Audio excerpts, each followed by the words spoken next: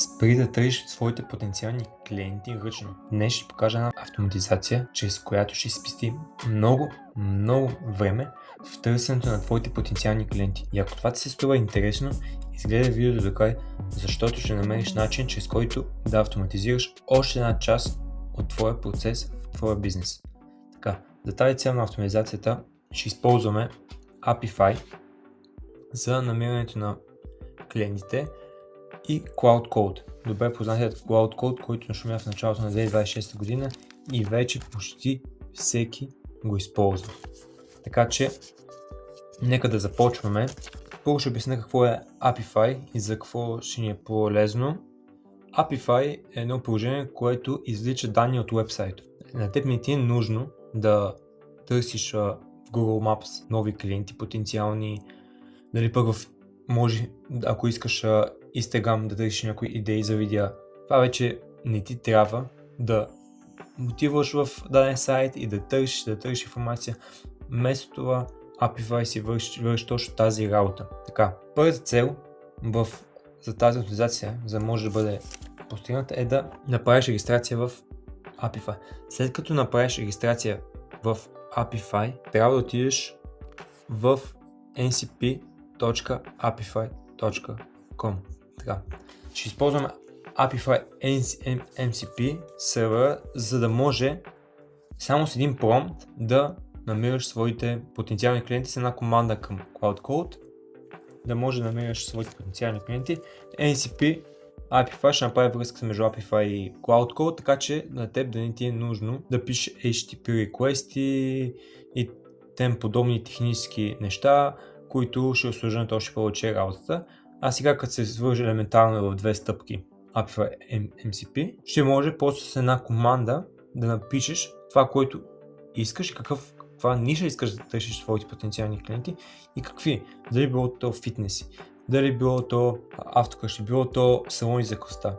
Просто пишеш и Apify и Cloud Code си върши работа. За тази цел, както казах, след като си направите регистрация в Apify, да отидете на този линк mcp.apify.com. Така и отивате долу и търсите Cloud Code.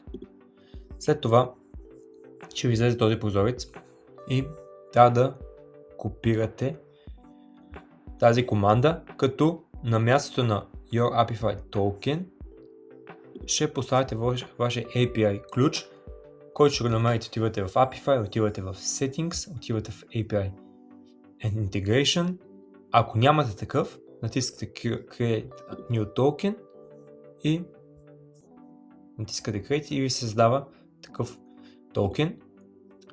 Тъй като аз вече съм направил своя Apify MCP връзка с Cloud Code, директно ще започнем. Ето е командата ми. Ето тук. Това е директно в терминала поставяте тази команда и вашия Apify MCP сервер е инсталиран. Как ще разберете дали е инсталиран? Важно е при писането на ключа да махнете вашите скоби. Скоби. Така. След това, за да разберете дали вашия NCP е включен, сте го инсталира правилно, натискате първо, ще покажа, ако сте през терминала, ще излезе от Cloud Code. Излизам вече, тук съм в терминала. Написате първо Cloud, за да влезете в Cloud Code. Важно да използвате Opus 4.6. Така, след това написвате / MCP. Enter и гледаме тук, че аз съм си свързал моя NCP сервер с Apify, така че всичко е точно. И нека да направим един тест, за да ви покажа как работи. Моите потенциални клиенти, идеални потенциални клиенти са примерно фитнеси и искам да намеря тези хора. Затова пиша просто команда на Cloud Code. Намери ми 10 фитнеса Пловдив чрез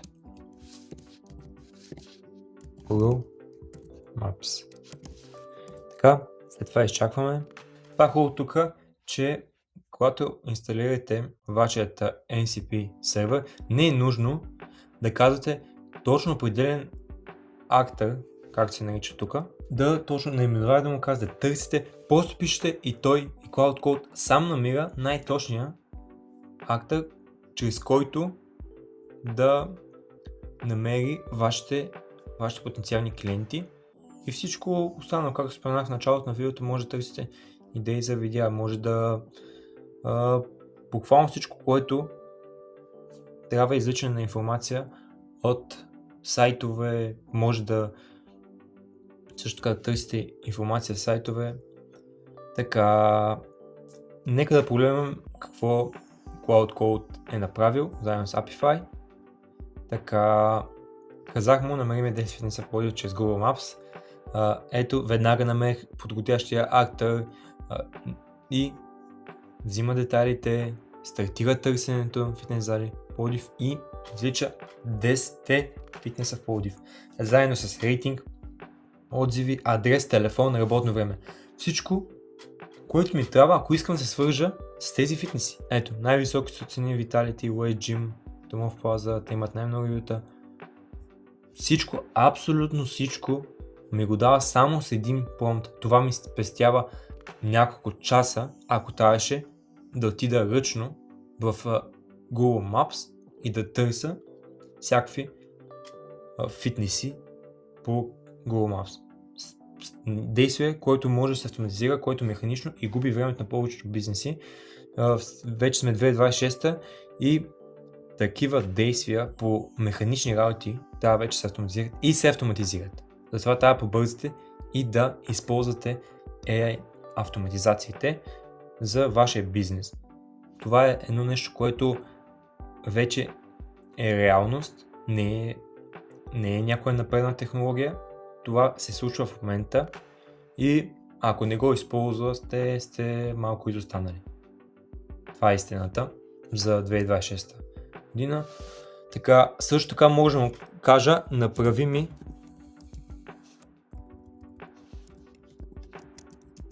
таблица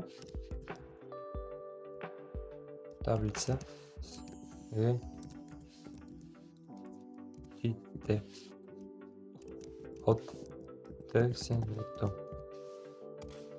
Пиша една команда и в момента ще му кажа сега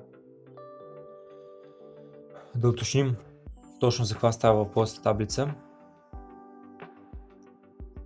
Да, ето веднага тъкмо ще напиша, че искам да бъде в Excel тази таблица, а той Cloud Code сам се досеща, че ще искам такава таблица. Затова за мен това е най-силният модел в момента Cloud за билдване на всякакви платформи, за всякакви автоматизации. Cloud Code е номер 1, така че препоръчвам вие да го използвате. Така да, пише да, искам да е Excel. Да. Ето, изчакваме резултата и в момента ще направя и таблица и това нещо може всеки ден да му задавате търсения, примерно понеделник, вторник, сряда, петък, търси това и просто автоматично, даже и след всяко търсене автоматично да ви ги прехвърля в таблицата, което е страшно полезно. Точно на команда ще му кажа да ми ги изпраща с всяко търси автоматично, така че ето, записан като текущ директор включва ето може да видите, таблицата вече е готова заедно с всички фитнеси в Пловдив, с адрес, с рейтинг, с уебсайт, с телефон, работно време, Директно с една допълнителна команда вече имам и таблица в Excel, която ще ме е полезна. И вие, ако искате да направите подобни автоматизации, пишете в коментарите, споделете с приятел, от който има нужда да види това видео, за да спести големите часове механична работа. Не забравяйте да харесате видеото и ще се видим в следващото видео. До скоро!